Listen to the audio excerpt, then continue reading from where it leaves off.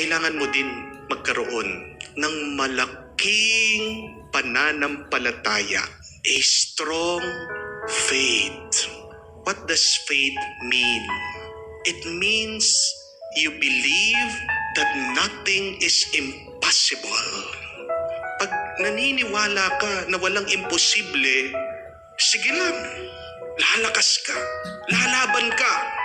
Pero kung sa umpisa pa lang, sinasabi mo, hindi mangyayari yan. Di ba? Nanghihina ka na. Anong ibig sabihin ng faith, ng pananampalataya?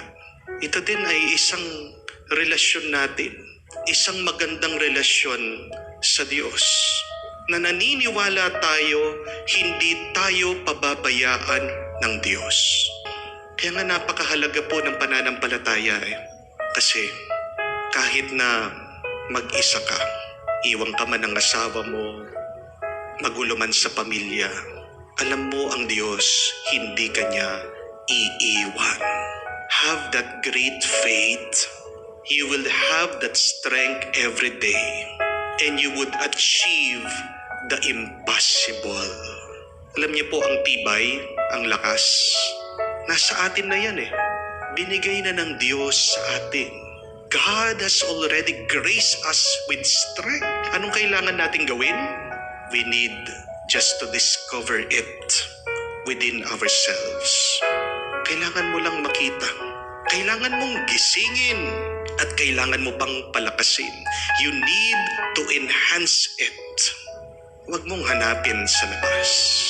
Huwag kang mainggit sa ibang tao na mas malakas kesa sa iyo. Kasi the good news is, my dear friends, you are already strong.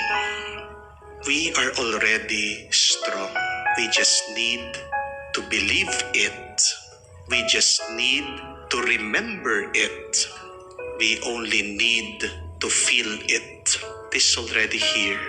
God has graced us. Kung nakayanan na mga banal at martir na maging malakas sa gitna ng problema, kung kaya din ng ibang tao, kaya mo. And that is the good news.